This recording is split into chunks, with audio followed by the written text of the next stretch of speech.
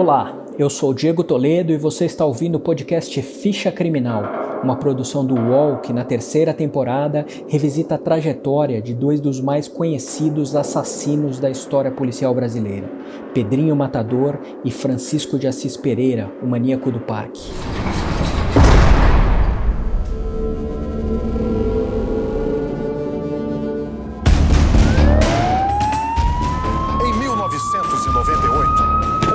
Foi preso no Brasil o mineiro conhecido como Pedrinho Matador. Encontrado no Parque do Estado em 28 de julho de 98. O inimigo número 1 da polícia está na cadeia em São Paulo.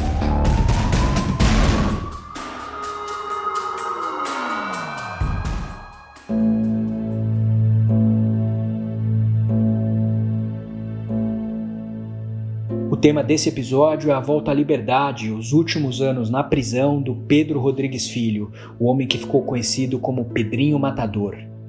A ficha criminal do Pedro aponta que ele ficou preso por mais de 40 anos em dois períodos. Foram 34 anos entre 1973 e 2007 e quase mais 7 entre 2011 e 2018. Na primeira passagem por cerca de 10 presídios do estado de São Paulo, o Pedrinho cumpria a pena de mais de 128 anos de prisão pelos crimes de homicídio, roubo, furto e lesão corporal. Em 2007, o Pedro teve as penas extintas com base em um decreto presidencial do ano anterior. A medida concedia indulto ao condenado reincidente que tivesse cumprido pelo menos 20 anos ininterruptos de prisão. Quando saiu da cadeia, o Pedrinho deixou São Paulo e conseguiu um emprego de caseiro em um sítio em Camboriú, em Santa Catarina. Mas ele ainda era réu em um processo de 2006 e acabaria novamente preso em 2011. Esse é um trecho de uma reportagem exibida pela TV Record logo após a última prisão do Pedrinho Matador. Pedro Rodrigues Filho, conhecido como Pedrinho Matador, foi preso nesta quinta-feira na cidade de Camboriú. A polícia cumpria mandado de prisão contra ele por cometer 7 motins em presídios de São Paulo, quando descobriram que se tratava de um dos maiores homicidas do país. Com ele também foi encontrada esta arma calibre 38. Ele foi condenado por motim de presos por 6 vezes em concurso material e também por manter sob cárcere privado. O revólver que o Pedrinho carregava também rendeu uma extensão da pena por porte ilegal de arma. Ao ser preso em Santa Catarina, o Pedrinho Matador foi apresentado à imprensa pela polícia local. Na ocasião, ele lamentou ter de voltar para a cadeia, mas pediu para ser transferido logo para São Paulo. Faz 3 anos que tá na rua, né? E nesses 3 anos o senhor tenta voltar a uma vida normal? Tentei voltar ao normal, como voltei, trabalhando, sossegado. Entendeu? E não sei, não adianta nada. Sou franco dizer, tá trabalhando minha mão cheia de carro, todo mundo gosta de mim, as vizinhanças, tudo, trabalha. A senhora passou lá, me entrevistou, só viu meu serviço como é que é, né? Tô triste, não vou falar com essa prisão minha. Você tá com medo de voltar lá pra cadeia de São Paulo? Eu pedi até pro senhor mandar pra lá o mais rápido possível, né? Porque eu não conheço ninguém aqui. Não, ninguém. Vou ter que amizade tudo nova. Eu não faço amizade com qualquer um. A principal acusação contra o Pedrinho era de participação na rebelião na penitenciária de Franco da Rocha, em maio de 2006, quando o PCC, a facção criminosa que controla os presídios de São Paulo, comandou uma série de motins e ataques contra a polícia no estado. Durante a rebelião, que começou no Dia das Mães, agentes penitenciários e familiares que visitavam os presos permaneceram como reféns por mais de 24 horas. Você pode conferir os detalhes dessa história no episódio 13 desse podcast. Em entrevista para o Ficha Criminal, o Pedrinho Matador contou ter vivido muitas rebeliões durante o longo período em que esteve preso, mas reclamou que, ao ser condenado pelo motim de 2006, pagou pela fama. Tava lá em Franco da Rocha 1, aí teve uma rebelião lá e só porque eu tinha nome manjado e me envolveram lá na rebelião, mas depois que eu saí, condenado eu reveria. Aí foram buscar eu lá em Santa Catarina, meu. A rebelião era normal, era pra gente lutar o objetivo da gente, né, meu? A justiça não quer dar, então a gente tem que ir à luta nós mesmos, né? Do sistema, nós se reúne e vamos à luta. Na lista de crimes pelos quais o Pedrinho foi condenado, o último assassinato aconteceu em 1986, como contamos no episódio anterior do Ficha Criminal. Um dos motivos que o próprio Pedro cita ao tentar explicar por que ele parou de matar é o tempo que ele viveu isolado no anexo da Casa de Custódia e Tratamento de Taubaté, entre 1985 e 2001. Além de não ter outros presos para matar, já que não tinha contato com eles, o Pedrinho passou parte desse período na ala psiquiátrica e começou a dar mais atenção à orientação de pastores evangélicos que visitavam a unidade prisional. Quando deixou Taubaté, o Pedro voltou para a penitenciária do estado, no Carandiru, e lá ele encontrou uma nova realidade. Enquanto o Pedrinho Matador vivia no isolamento, surgiu em 1993 o PCC, o primeiro comando da capital, que se tornaria a maior facção criminosa do país e principal força nas prisões do estado de São Paulo. Acostumado a resolver com os próprios punhos e facas as disputas com outros presos, o Pedrinho Matador teve que se adaptar às novas regras nos presídios, como ele mesmo me contou. Tem regra na cadeia agora. Tem regra agora, não pode matar mais ninguém na cadeia, não você morre, meu. E mesmo que eu quero matar o cara é inimigo, não merece, ou um cara que matou uma criança, matou uma mulher coitada na rua, ou assaltou um coitado, um trabalhador, eu via tudo isso aí, não podia fazer nada. Nem passar perto dele, não podia fazer nada, porque eu não posso, eu não sou nenhum herói. Antigamente era assim, os malandros não queriam saber de nada, não. Moleque novo chegar na cadeia, se não matasse, era estrupado, meu. Os malandrão morreu tudo. O que eu não matei, o comando matou. O comando me ajudou muito a salvar minha vida também, que eu tô lá, eu fiquei lado a lado com eles um monte de anos, meu. Praticamente desde quando nasceu. E eu admiro muito o comando, porque eu digo, o comando é o seguinte, depois surgiu o comando, você pode ver que você não vê mais morte, cabeça rolando, sistema penitenciário, se alguém fizer isso, é morto, tá tudo na paz, você pode entrar em cana hoje, e lá, você vai receber tudo o seu direito, porque já tá os irmãos lá para ajudar você que entrou em cana, né? Um ajudando o outro. Agora tem regra, agora tem disciplina, antigamente não tinha isso. Quem mandava mais os malandrão. Eu dei graças a Deus, né? Aí ninguém vai me atacar mais, ninguém pode me matar mais, entendeu? Se matava os pessoal que resolve. Eu fiquei na paz, aí fui enxergando mais, já fui me afastando e afastei do crime. Ficha Criminal volta já. Niterói, 1991. Um menino sobrevive a um ataque brutal e leva a polícia uma caçada que revela um dos maiores assassinos de criança do Brasil. O Vampiro de Niterói conta a história de Marcelo Costa de Andrade, um assassino que chocou o país. A série completa, uma coprodução Movidoc Terra Bruta, já está disponível no YouTube de Movidoc. Recebe salário, faz transferência, pagamento, recarga de celular e até empréstimo, tudo sem taxa. PagBank, a sua conta grátis do PagSeguro. Baixe já o app e abra sua conta em 3 minutos.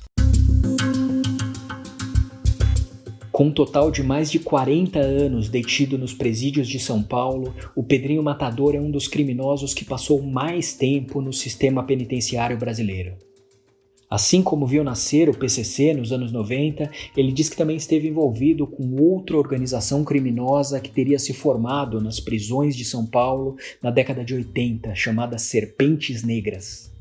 Boa parte das autoridades do estado diziam que a existência do grupo Serpentes Negras era um mito criado para prejudicar a política de segurança do governo de Franco Montoro na primeira metade da década de 80. Mas o jurista e ex-desembargador da Justiça Paulista, Walter Maierovitch, disse em entrevista para o Ficha Criminal que as evidências indicam que as Serpentes Negras realmente atuavam nas prisões. Olha, que existiu uma organização criminosa que tinha esse nome, efetivamente existiu, tá? Isso foi apurado à época e a controvérsia foi toda em decorrência de uma manifestação e de uma decisão do já falecido, hoje falecido juiz da Vara das Execuções da época, que era o Haroldo Pinto da Luz Sobrinho. Ele evidentemente mostrou isso e ligou essa organização a motins. Em uma reportagem publicada em junho de 1984, o jornal O Estado de São Paulo reproduziu esse relatório em que o juiz Haroldo Sobrinho denunciava as serpentes negras. O documento citava Pedro Rodrigues Filho, o Pedrinho Matador, como um dos integrantes do grupo, e dizia que a organização criminosa pretendia alcançar o poder paralelo e interno dos presídios. O Pedrinho confirma que o grupo existia e que fazia parte dele, mas diz que a iniciativa dos presos não foi muito longe nos anos 80.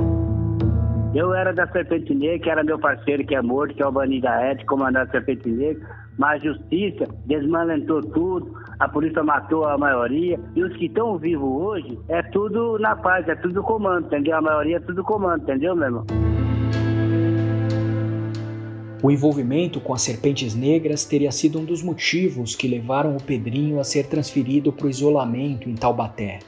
Depois de ser solto em 2007 e voltar para a prisão em 2011, o Pedrinho cumpriu o restante da nova pena na penitenciária Adriano Marrei, em Guarulhos, e conseguiu a progressão para o regime semiaberto, que ele cumpriu a partir de 2015 na colônia penal de Mongaguá.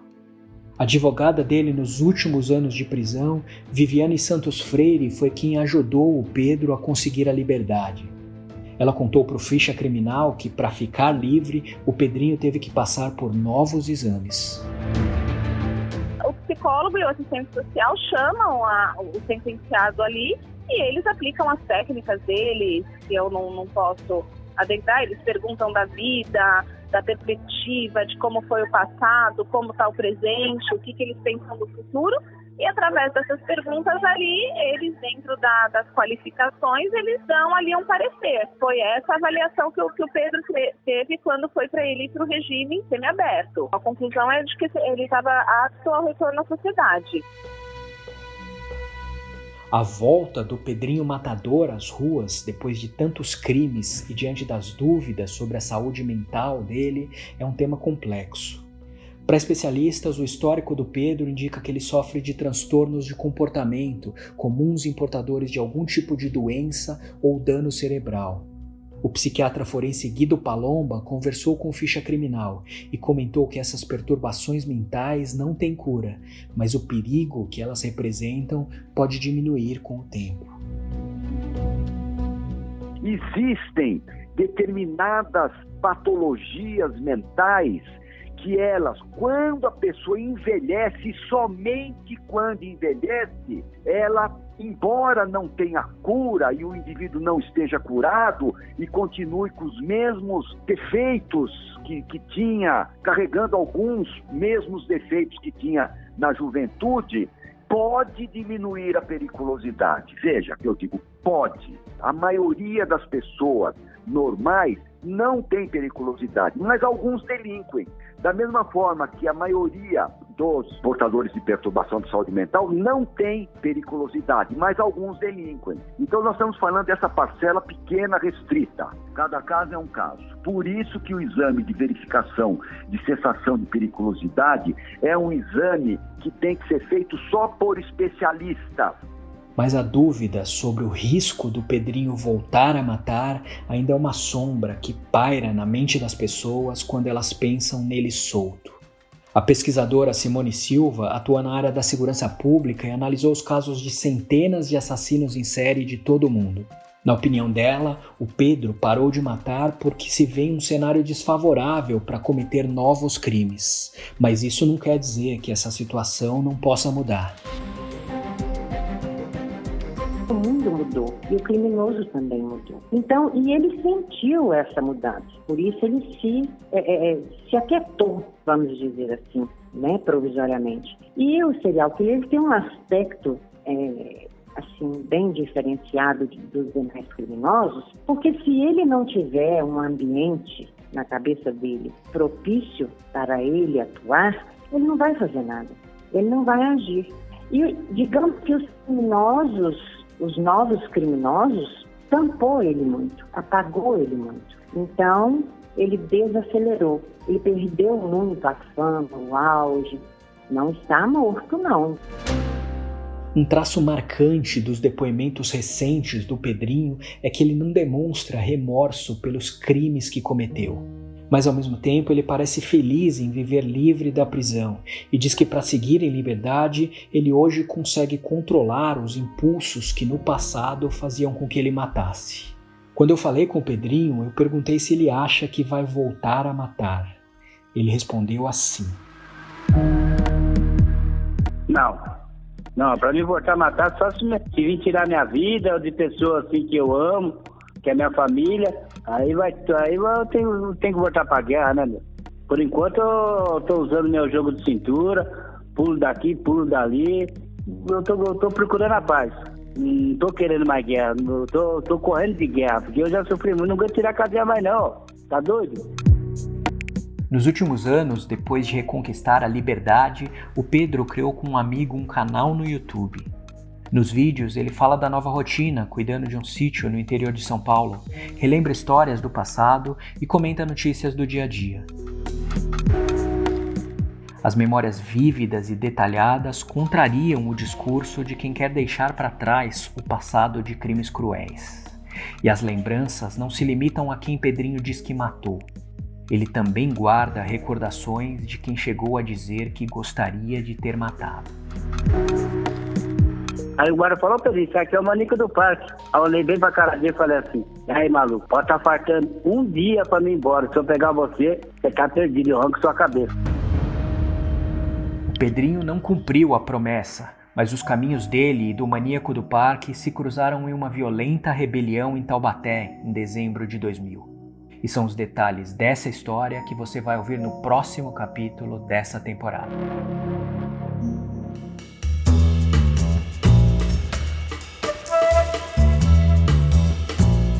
Este episódio de Ficha Criminal termina aqui. Você pode ouvir este e outros podcasts do UOL em uol.com.br/podcasts.